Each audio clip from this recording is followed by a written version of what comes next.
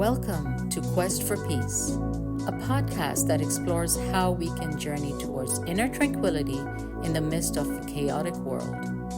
In an era filled with uncertainty, conflicts, and global challenges, our quest for peace becomes more vital than ever. Together, let's discover how we can create more peace within ourselves, and by doing so, how we can contribute to a more peaceful world.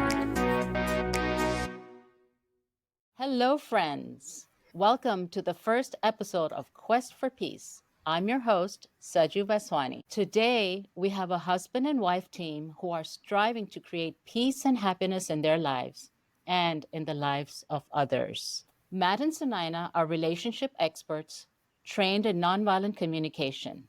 They are founders of Grow More Joy. They offer relationship coaching to help couples find more connection and joy in their relationships. They also have a 3-year-old daughter who they are raising with gentle parenting principles. They've started a community here in South Texas where they help parents learn how to practice gentle parenting with their children. Matt runs Grow More Joy full-time, and Sunaina is a professor at the University of Texas, Rio Grande Valley. Oh, and a footnote, Sunaina is also my daughter.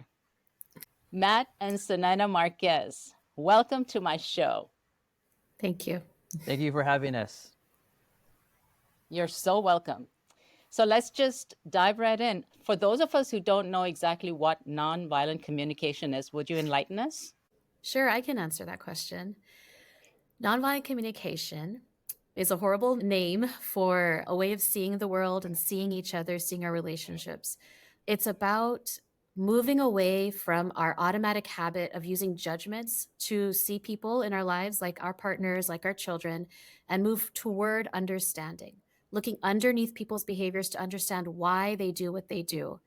Because when we understand why, we can connect and we can work together to come up with solutions to meet all of our needs. And so, just to give you an example, the other day, Matt and we took a really long time to get our toddler ready to go to an event, and we were already running late. We finally loaded her in the car. We're on our way, and Matt says, "Where's the snack? Where's her snack?" And I said, "Oh, shoot, I forgot her snack." And Matt shot me a dirty look, like, "How could you forget this snack?" And so I was like, kind of taken aback. I got out of the car to go back to the apartment to get the snack. And I started kind of fuming and saying, how could he? Like, that's so wrong of him. We're both in a rush. We both care of getting there. We both care about getting there. It's just a small mistake. How dare he? So I was kind of fuming. And then I took a moment to, drop into my nonviolent communication space. And I said, wait a second. What was underneath his behavior? So his behavior on the surface was the dirty look. But I can look deeper and I can say, what were his feelings? What were his needs? He was probably stressed. He was probably worried that we were going to be late. He was needing partnership and support. He had been running around all morning to help us get ready for going to this event. And so now when I understand what was going on underneath, I can see that dirty look as just an expression of his own unmet needs, as an expression of his own humanity. And I can have compassion for that. Of course he was stressed. I'm stressed too. Of course he was worried and frustrated. That was the morning for us. And so when I returned back to the car, instead of starting to argue, how dare you look at me that way? We're partners in this. We're both supposed to be caring about this stuff. I can dig deeper and be like, hey, Matt, it sounds like, you're having a hard time. And I see you. I'm having a hard time too. Let's see how we can support each other to get there on time and do what we need to do. So nonviolent communication is really about dropping from that level of behavioral judgments and sinking beneath what is beneath the surface and how can I connect to my partner or my child or my friend or my mom in this deeper, more understanding and compassionate way. That's amazing. And I have seen you use it at home and with me. And, I've seen you use it with a lot of people. And I'm very, very excited and interested to dive in more about that. But I think what we will do is we will put this aside and maybe do another podcast, another episode about nonviolent communication with relationship with adults.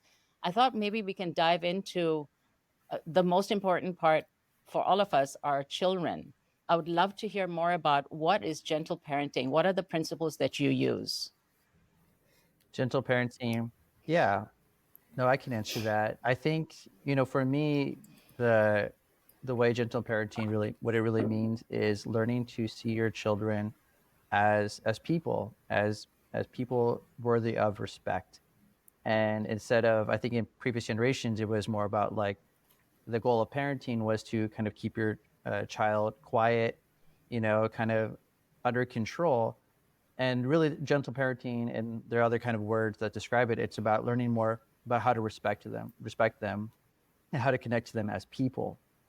And that's really, I think, the goal of having that awareness and understanding and respect for a child as a person. Of course, developmentally, they're not an adult, but still learning to connect with them as they are. So a lot of the whole nonviolent communication principles, but applied to a little person who's still developing. I just wanted to give you a little example of how it can play out. So we've got a toddler, she's 3 years old, and sometimes things just set her off that we're like, what is the big deal? What is the big deal? Why does this make you cry? Why is it such a big deal? But we want to remember that these are little people. And I think Matt has said it this way, like, how would we respond to our friends? So if our friends come and tells us something that's really bothering them, would we say, what is wrong with you? This isn't a big deal? Or would we say, I totally see where you're coming from. You really wanted this toy for bath time. It's not available. I can see how frustrating and upsetting that is. I see you. And what can we do? Is there something else that we can do to meet your need? And we can think in our heads as parents, what is this child's need that they're crying so much about? They're not being a bad kid. They're having an unmet need again. So if they want maybe a specific toy for bath time and it's not there, maybe what they're needing is fun and play and stimulation. And so can we think of another way to help them get their need met and say, what about these other toys? Do you think any of those other toys would help? Or let's play a game, a special game that we haven't played before during bath time. So it's reframing seeing our kids' behavior as good and bad, and instead seeing them as needs that are met or not met, and learning how to work together to support our kids and respect that their needs matter. That's a completely different way of looking at things than what we as parents or our parents used for when we were growing up. And it feels like it's so much work. And perhaps people will be thinking, well, we work all day, then we come home, we can't rest, we have to deal with this, with the kids. And the old days, it was be quiet, go watch TV. Here's right now is here's an iPad. And I know from the work that you do, I've seen you work with my granddaughter, and I don't know where you get the energy from. How do you handle all of that? The way I see it is you have to embrace that it's hard. So the way Matt has said it before as well, I'm just going to use Matt's words. In the past, I think traditional parenting was more about what was easier for the parents. Just tell the kid to go to timeout or spank them or whatever, do whatever, use force and violence. Spanking is violence, right? In some ways, in many ways, and use whatever we need to do to get the kids to comply, to get them to behave. And I think this whole gentle parenting thing is, let's think about what's best for the kids. Yes, it's harder for us. And by the way, it's harder for us, I think, in the short term.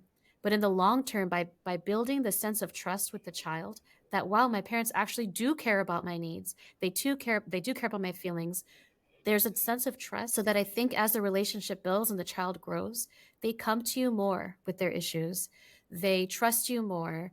And oftentimes they're doing things not because they're scared that if they do the wrong thing, they'll get punished, but they know that doing the right thing, quote unquote, right thing, feels good. And that's what they want to do. Like when a kid is kind to you, you don't want them to be kind to you because they're scared they're going to get punished if they're mean. You want them to be kind to you because it feels right. There's a connection. And when they're kind to you, they feel warmth and love and connection. And so it's hard in the short term, but I think in the long term, where it's helping us set up a really strong relationship with our children, helping them develop a secure attachment style, which is so important for their future relationships, and makes things easier in the long run in many ways. Yeah, just to jump on that, I think there are different reasons why people practice gentle parenting with their kids. One of the main ones, probably for me, is really to teach our daughter life skills, to prepare her for life. And because so much of life is there's just challenges, right? It's just endless challenges in life. It's never really easy. And what I really want her to be able to do as she grows up is to be okay with, I don't want her to be her own worst enemy, which I think is so common. I think it happens to me too, that there's something that we want to do, but we doubt ourselves, right? Or we're afraid to ask for help. And there's so many things that we want to do, but we don't feel like we can do it. I want our daughter to feel able to do everything. I want her to feel capable of doing whatever she wants to do and not have that doubt. And part of that comes, I think, from gentle parenting, in that we are trying to, encourage her self-confidence. We're encourage her to be able to ask for help, to do all the things that we want her to be able to do later in life. We have to help her practice it now so she can be able to do it later. And, it is a lot of work. It often, I think, parenting is already hard mode, but doing this adds, I think, a layer of difficulty on top of it.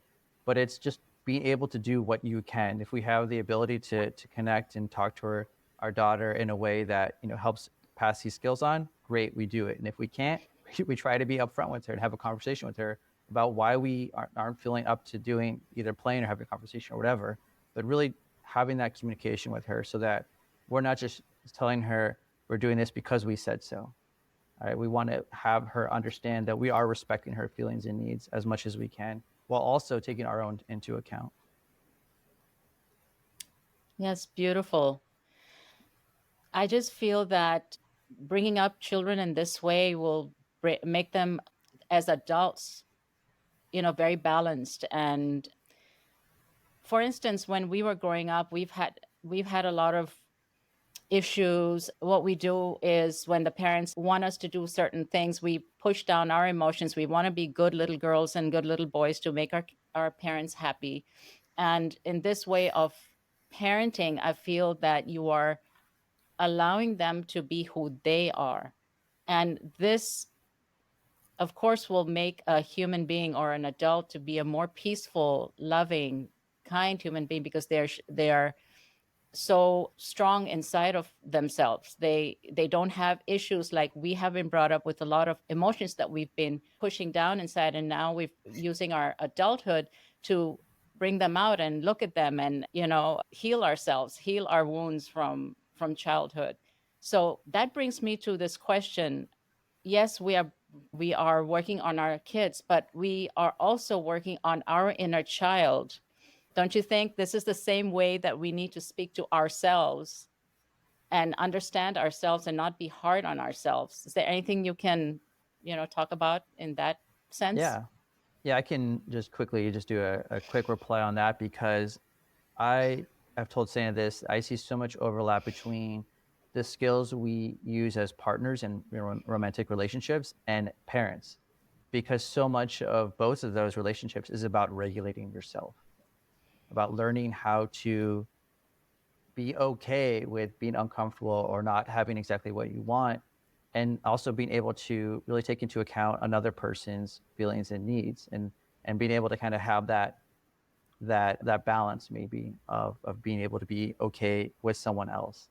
And the way they act out, of course, the play out is very different in the details, but it's so much effort and practice. It's just an ongoing practice, right, of regulating yourself, and maybe Sana can give some examples or so. But I think that's kind of like maybe the high level thought of it for me, but I know Sana is good with examples on that. I have plenty of them, and I'll just give you one that's coming to mind now. My daughter loves the color red, and she loves to dance, and she loves long dresses that spin when she dances. So the other day we were going to the park, and I got her a red puffy dress to wear, but she wanted to wear another red skirt underneath that red puffy dress. And by conventional standards of fashion and stuff, it just didn't look good. And it does not look good. It looks strange. And we're going to the park to meet some family who haven't seen my daughter in a long time. And I start like being really worried. What are they're going to judge her because she doesn't look put together. And she also doesn't let me tie her hair back. So she looks like this wild child, like she doesn't let me tie her hair back often. She doesn't like it. And she wanted to wear this dress that I just, and I really had to confront my own wounds of this idea that you need to be put together and look good in order to be loved. Because I went there thinking they're going to think she's just this wild kid and how they're not going to love her. And so it started bringing up all these of my wounds of like, I heard growing up, like, you have to look good. Who's going to marry you if you dress like you're going on an airplane ride? You might meet somebody. you better look good. You never know. You need to get married. And just like, we're going to go see people. You should be wearing makeup or whatever, like these things that I've been told is, in order to be loved and accepted, you have to look good. And I was projecting that onto my daughter, and she didn't give a crap about any of that. She just wanted to wear what made her happy. And so I had a conversation with Matt with like how do I, manage my fears of embarrassment, my fears, because the person who deserves her is somebody who's not going to care that she's wearing 2 skirts and hasn't tied her hair. I want her to be surrounded by people who love her for who she is and not how she dresses. And so that's an absolutely great example, I think, of our own wounds coming up and how do we honor my daughter's needs of self-expression and play with her clothing and her fashion style, while also examining my own triggers. Yeah, and just like to get back to the whole like future skills, it's like in the future she will be around people who will not agree with her sense of fashion, whatever she ends up, deciding to dress as. And even in that situation, we want her to be able to love herself. And so and if we're automatically telling her, giving her this message that, she's only lovable if she dresses a certain way, how is she going to be able to love herself in that situation? It's going to be really, really hard. And so we want her to have that acceptance of herself. And for her to be able to learn that skill of how to accept herself, we have to be able to accept her first. I've learned that the voice that the words we use to speak to our child become their own inner voice. And so this relationship between parents and children is so vital when we're talking about raising kids who have a sense of self-worth, who have secure attachment styles, and so on.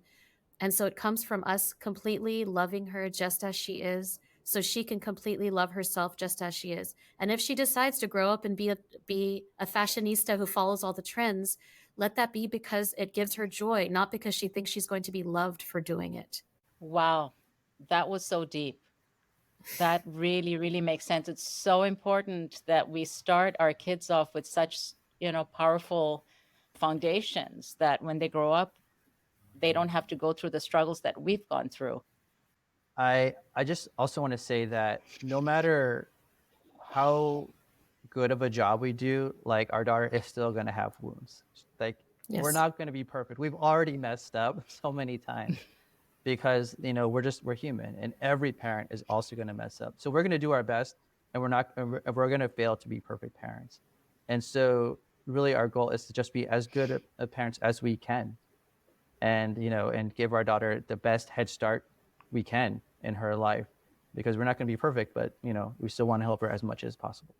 And then the rest she can work out in therapy, just like we are in our lives. Well, maybe not as much therapy, right? Hopefully not. That would be nice. I hope so. Yeah. It's expensive. Yeah. Yes, it is. So what made you decide on, like you had the child and you said, hey, I'm just saying, did you say, hey, I went through all this in my life and I don't want that to happen to my child, and I want to try a different way? Or how did you come around to deciding to do this kind of gentle parenting? Oh, sure. I can answer that question. I think Matt and I have been using nonviolent communication in our relationship even before we got married. We took some courses in New York. It was something I had read a book about and loved. And I said, Matt, come take some courses with me. We learned about it and started using it in our relationship. And it was so powerful in strengthening our relationship, strengthening our connection, that gentle parenting honestly is just an extension, in my mind, of nonviolent communication in a lot of ways. And so when we were learning about parenting and we stumbled upon, all these child psychologists, parenting experts, it just seemed like such a natural fit for what we wanted to do. And so we've been learning as we go based on that. Yeah. And it kind of goes back to what I've talked about before, that I feel really fortunate. I feel like I had a wonderful childhood growing up, and, I had my wounds and stuff, but like, I also felt like I had an unconditional love, which, at the time I didn't think was that unusual, but like, I appreciate that. I think is not something that most kids get these days, or in general. And it was something I definitely wanted to offer, to provide for our daughter, but also I want to improve on that. Like, what else can we do? It's been, 30 some years since I was a kid. What else out there can I learn from and take, and then give it to my daughter to give her that best chance at life, to have the life that she wants. And this is, I think, the way to do that. Thank you. So, what made you want to share this with others, like to have the gathering and talking to parents, or what made you decide to do that and not just stick to your own parenting with your child? I'll answer that question. I think since having a child, I have been struck by the vulnerability of children, just how much unconditional trust and faith they put in their parents. And when I think about kind of the traditional form of parenting, my heart goes out to those children. I want all children to feel unconditionally loved and accepted and honored and seen as how beautiful they are. And to the theme of this podcast, this idea that we can spread peace in the world based on our own inner work and the work in our families. I do think that a lot of the pain in this world is caused by people who are potentially looking for external validation or expressing their pain and their frustrations of not being seen, not being heard. There's this term, we used to teach nonviolent communication when we lived in San Diego to inmates at Donovan Correctional Facility. And the lady who was running the program there used to say this all the time, that hurt people hurt people. And so how can we raise a generation of whole people instead of hurt people? Because that has the power, I think, to create stronger communities and more peace in the world. Matt, would you like to add to that? I think part of it, maybe there might be like a little bit of a selfish part of it too. We love our daughter so much, and we want her to have relationships with kids who have all the same, who see the world the way that we hope she will see it too. And if we can help build that community and grow that community here, then we also feel like we're serving our daughter, our family, and hopefully the community as well. Great. So, what is a good age to start this? I mean, do they have to be very young, or can you just start at any time?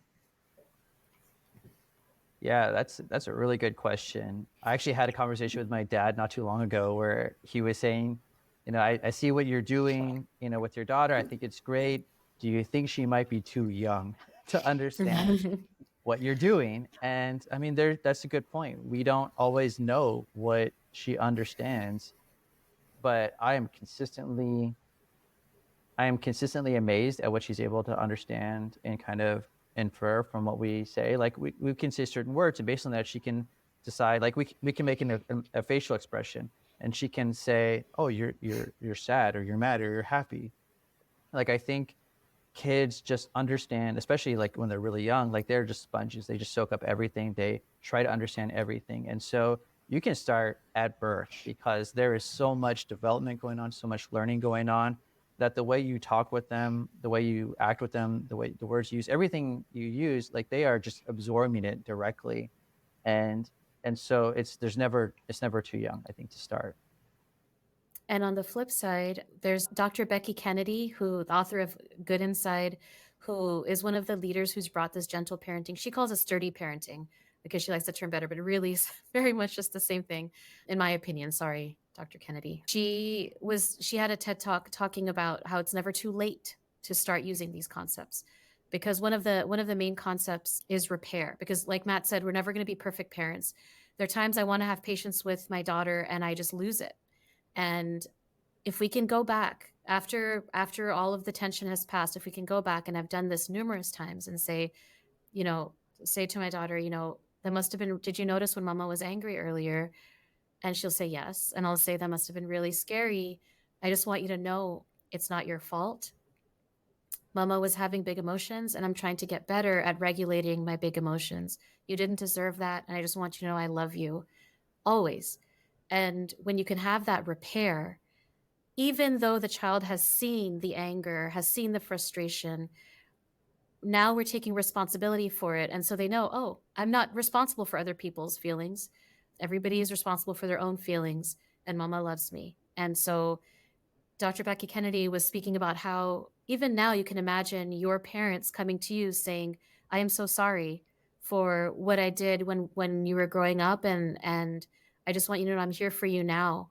and it wasn't your fault. You know, the fact that I said these things to you, it wasn't your fault. I was going through something, and yeah, I'm here for you now. And every adult, even every adult can imagine their parents saying that to them. And I don't think it's ever too late to start practicing these things with your kids. Yeah, when would that message ever be unwelcome?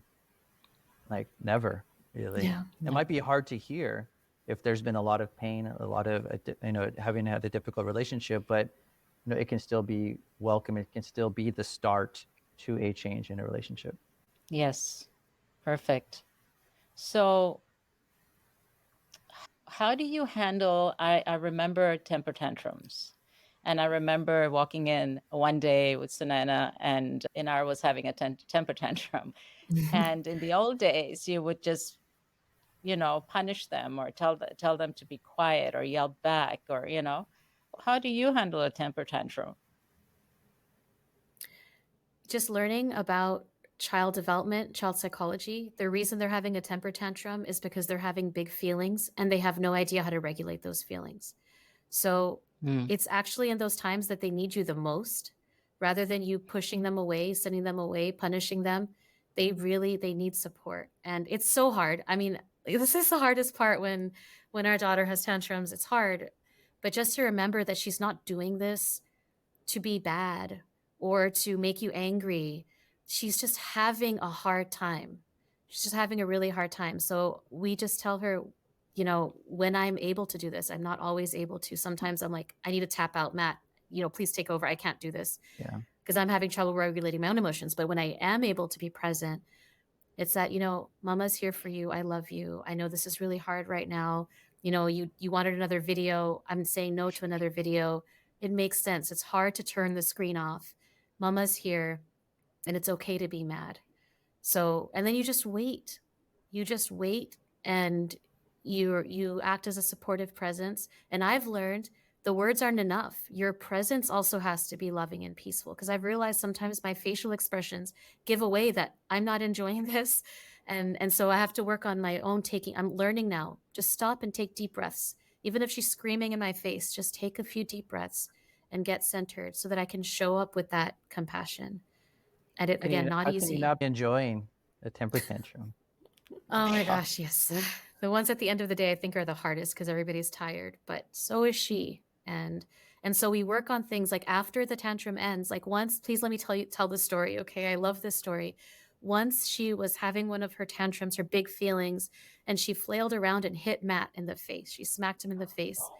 And I was like, Inara, we hit Dada, and we don't want to hit Dada. It's okay to be angry, but it's not okay to hit Dada. You have the boundaries too. You don't accept the behavior. You accept the human. You can say it's not okay to hit Dada. It's okay to be angry. She ended up going in the bedroom. I went with her. After a while, she finally calmed down, and I asked her, I was like, Inara, what was that like? Were you feeling very sad? And she said, yeah, I was feeling sad. And I said, and I noticed you hit Dada. And she said, that was a mistake. And I said, okay, it was a mistake. And when you hit Dada by mistake, how did it feel? How did you feel after that? She said, the sadness grew bigger. So she was able to identify herself. Hitting Dada didn't make me feel any better. In fact, it made me feel worse. And I said, oh, the sadness grew bigger. I see. So hitting Dada didn't help you feel better. She said, no. And I said, well, I wonder if later on, if you're open to it, maybe we can say sorry to Dada, because you did hit him. It did hurt him. And she said, okay. And then we went out by herself. She went and she hugged her dad. And she said, I'm sorry, Dada, for hitting you, right? She said, I'm for hitting you, or she just said, I'm sorry, Dada. I don't remember.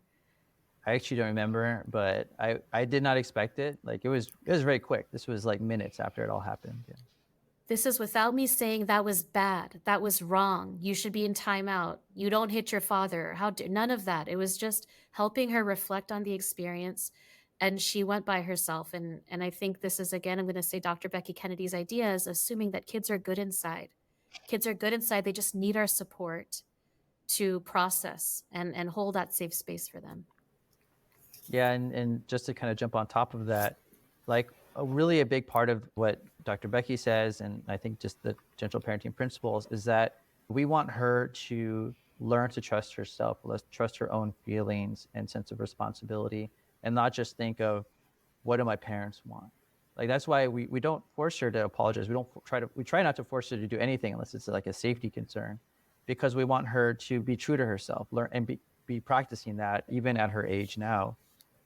And like with temper tantrums in particular, actually, I think it's true that at her age, she may not be developed enough to really be able to regulate herself completely. Like it's just not something she can physically, emotionally just do.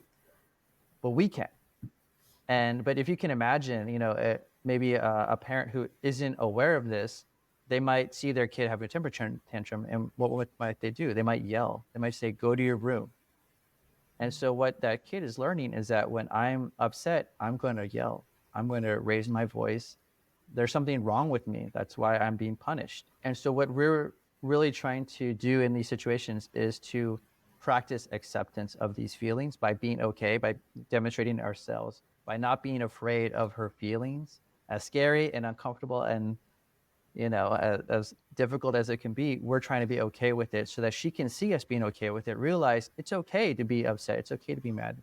And then she's seeing us calmly accepting it, dealing with it, allowing it to pass, breathing, doing certain, maybe different types of exercises, talking about our feelings. So she knows this is something I can do when I feel this again, as when I'm a child and as an adult, so I can be able to be okay with these feelings. Because we've talked to people as adults and they're like, for most of my life, I didn't realize it was okay to be sad or okay to be angry, okay to be all these other feelings.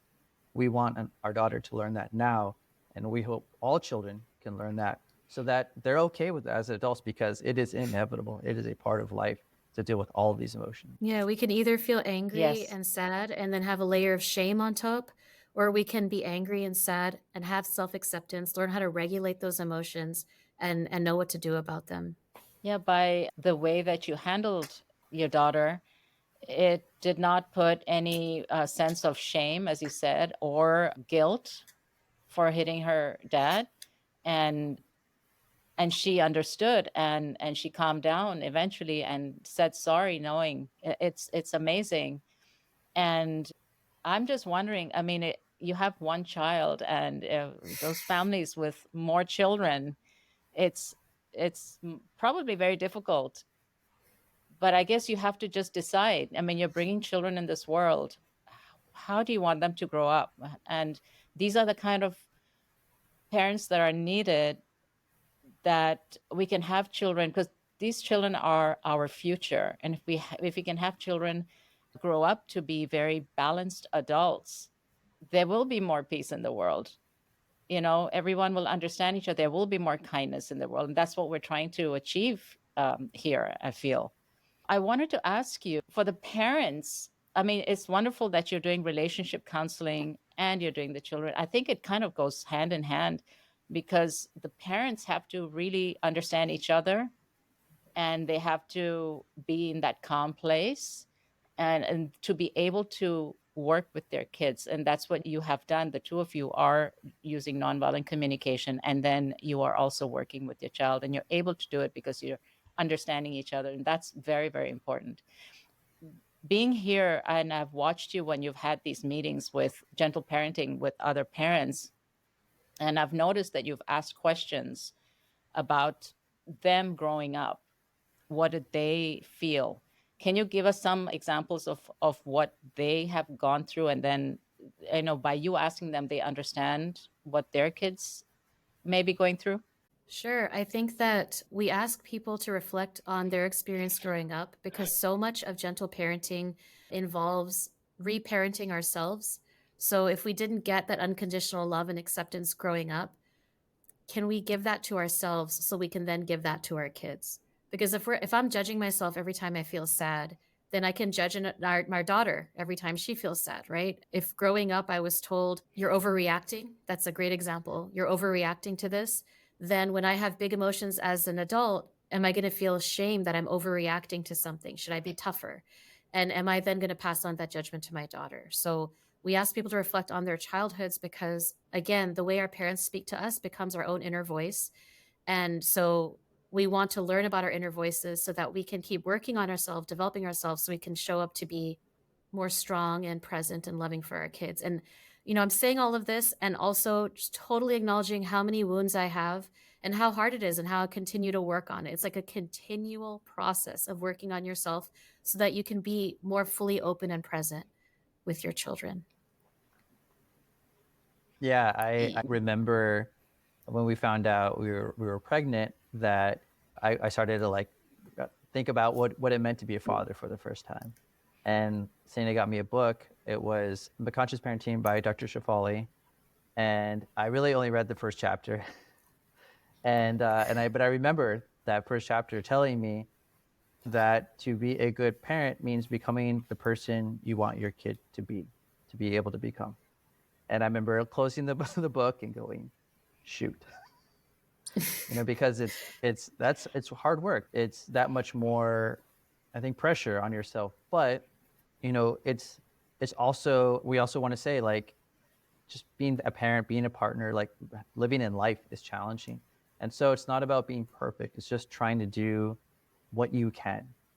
And I think for most of us, when we do these exercises and we really like explore our childhood, really explore what matters to us, explore how important our children are to us, it helps us find a little bit more patience, just a little bit more patience, a little bit more compassion for those hard times. And that makes a difference, because if you're able, like we've talked to parents, we've talked to people who say, I don't remember seeing that from my parent. I don't remember seeing that compassion. I don't remember seeing that patience. I don't remember seeing that care. And so even a little bit makes a difference. Like if you show enough so that it becomes a part of that relationship, they're going to remember that, and it's going to influence who they become. And so it's not about being this perfect parent. It's just being a little bit more of the parent you want to be. And that does make a difference over time. Wow. So, for those who cannot come to your meetings, first of all, talk to us about when your meetings are and who can come, and give us more details about where do you do it. We hold our gentle parenting meetups on the second Saturday of every month. Yes, the second Saturday of every month at Infinite Love here in Edinburgh, Texas. And we meet from 10 a.m. to 11:30 a.m. And we have caregivers usually who can watch the kids, and the parents kind of meet in a circle. And that's when we have a reading or a discussion question, and we can connect in community and learn together. And we're going to be incorporating more learnings on gentle parenting skills. So you can come if you want to learn how to incorporate more gentle parenting into your relationship with your child. There's no cost to attend.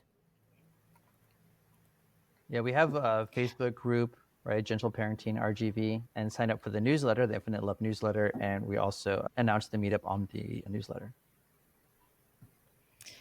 So, the Infinite Love website is loveisinfinite.org. And yeah, you can go on there. And for those who are not in this area, what can you recommend to them? How do they research?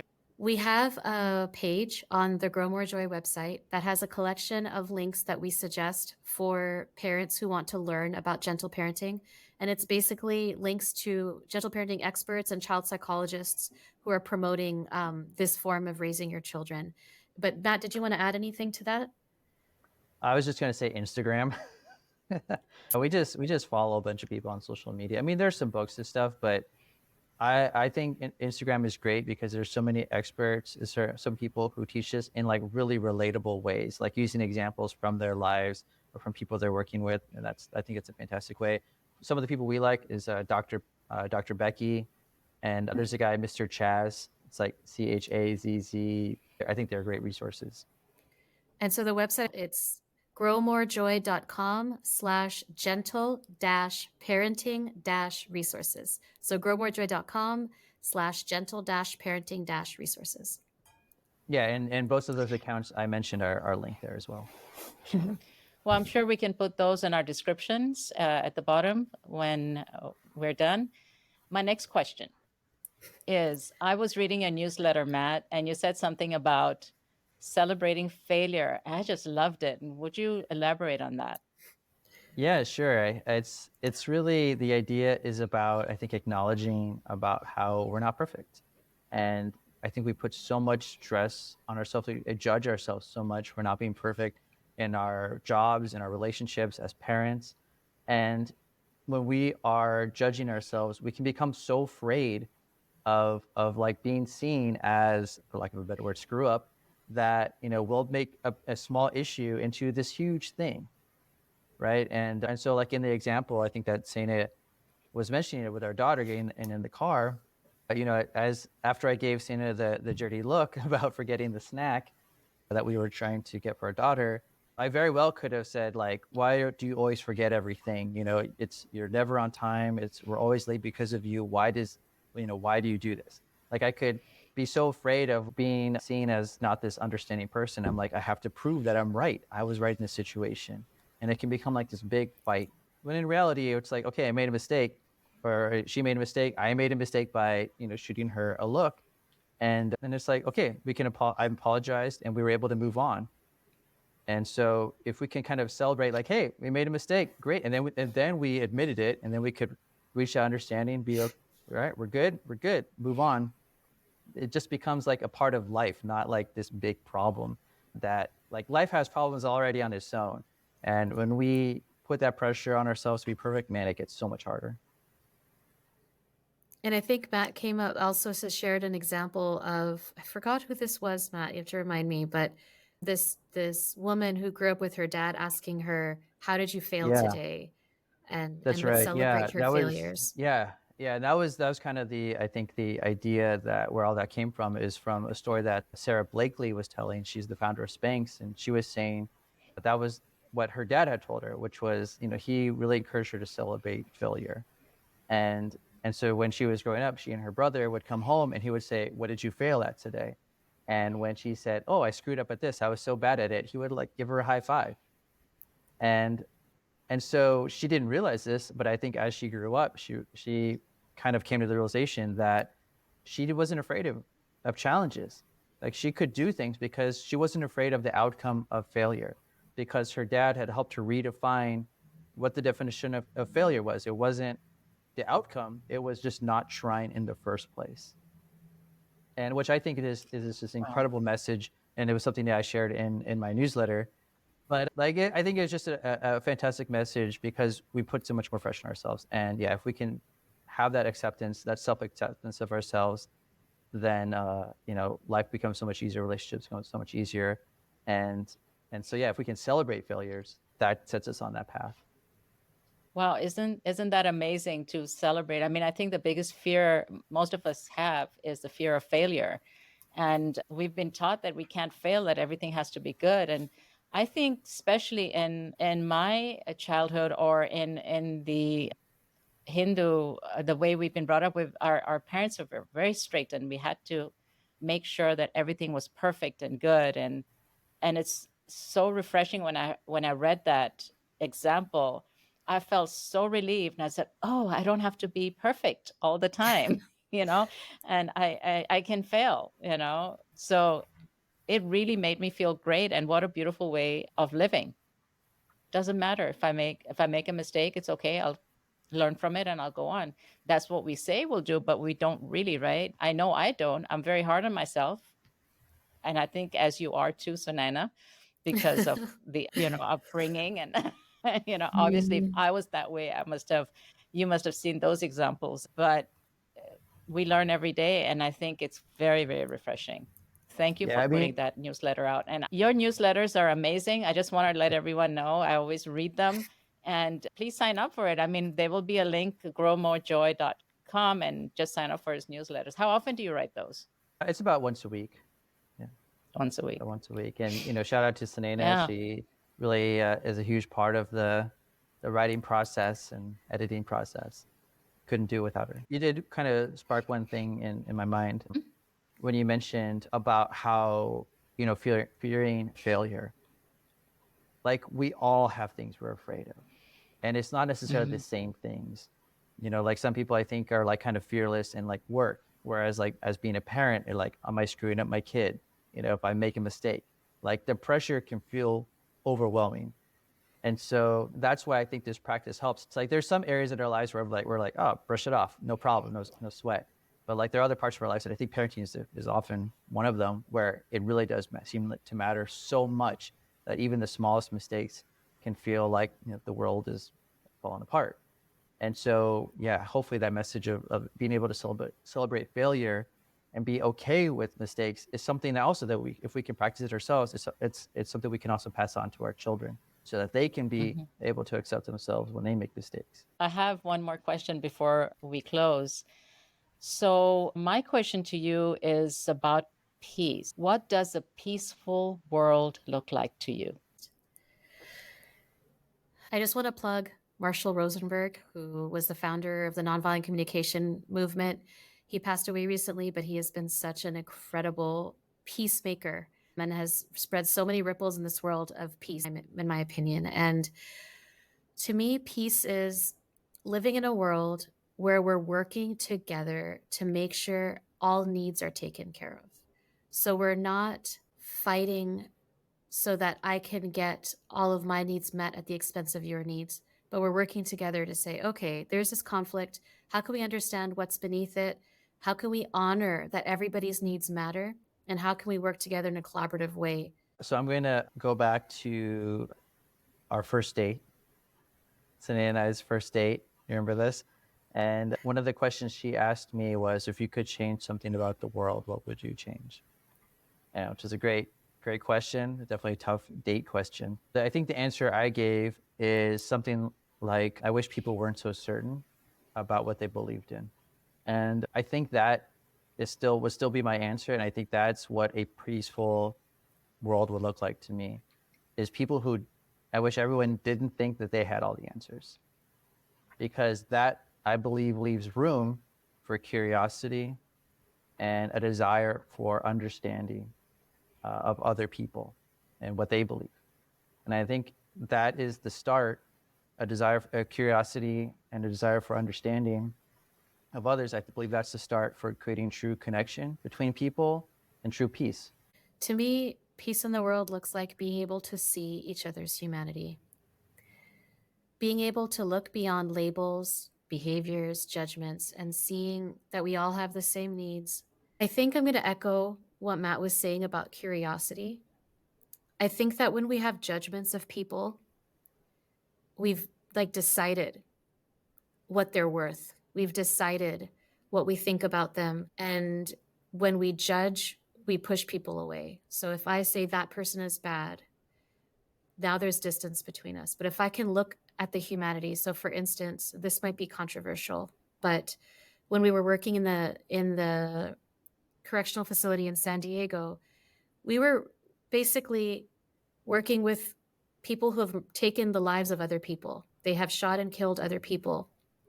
And I think it'd be very easy to say they're bad, and thus they don't deserve fair treatment. They don't deserve humanity, to be treated with compassion and care. They deserve to be punished. They deserve to suffer. But when you get to know these men, when we got to know them, there was an ocean, an endless ocean of love underneath the surface, an endless ocean of pain. We talk about gentle parenting. These are people who were raised without even knowing their parents. These are people who were sexually abused, physically abused. These are people who didn't have community and love at all from their parents and had to go seek them in gangs. You know, these are hurting people. And so when we judge them, we push them away, and there's this certainty, you know, of like, that's it. But when you have that curiosity about what's going on underneath the surface, there's so much compassion. They were thirsty for love. They were thirsty for connection. They used to write about how touched they were that we would shake their hands to say hello, that we would call them by their names, that we would listen to what they had to say, to listen to their hearts. One man I remember, it was one of the most touching moments of my life. He was sharing with me how his wife on the outside has decided to break up with him because she can't handle the distance with him being incarcerated. And I just listened and I said, that sounds really hard. Are you lonely? Do you feel this? You know, I was just reflecting, like NVC stuff, just empathy, giving him empathy. And at the end, he said, thank you for seeing me. Thank you for seeing me. And that was it. All I did was listen, and he had so much gratitude. And so what does a peaceful world look like? A peaceful world is when we can see the humanity underneath everybody's behaviors, underneath everyone, and have compassion for each other. Yeah, that's what I would say. Wow, that was amazing, both of you. I had such a great time speaking with both of you in this way. We've never done this before, and I'm so glad we had a chance to connect this way. And I mean, I can just say mic drop. Well, I did want to add one last closing thought for everyone listening, if Sure. that's possible. All the things that we talked about, self-acceptance, about learning to understand other people, about learning to be okay with your emotions, like those are all skills. And from wherever people are now, you can develop a skill. You can get better at it, regardless of where you're starting. Even if you like never felt comfortable with your emotions, now you can learn to be more comfortable, in the future. The more you do it, the better you're going to get at it. And the more able you're going to be able to pass that skill on to your child. So it doesn't matter where you start, how old your kid is, how old you are, how comfortable you are with any of that stuff. You can get better at it, and it can lead to more changes in your life if that's what you want. And I believe it can make a huge difference in everyone's life if they're willing to make that effort. I agree. Totally. Sunaina, any last words before we close? Sure, just one last thing. That what I shared about my view of peace in the world and seeing the humanity in these men beneath their behaviors. If it's not obvious, I just want to point it out. It's exactly the same with your kids, right? When they're doing something, how do we see the humanity underneath? It's exactly the same with your partners. When they're doing something, how do we see the humanity underneath? We all crave to be seen and heard and understood. And I think that's what builds a really strong partnership. So I think it ties into everything we've been talking about with NVC and gentle parenting. I look forward to continuing this conversation on our next episode with relationships. And we'll see you then. Thank you. Thank you. Thank you. Quest for Peace, a podcast about navigating outer chaos with inner harmony. Whether you're seeking solace in the midst of life's challenges or simply curious about the profound connection between inner and outer peace, the Quest for Peace podcast is your guide on this transformative expedition.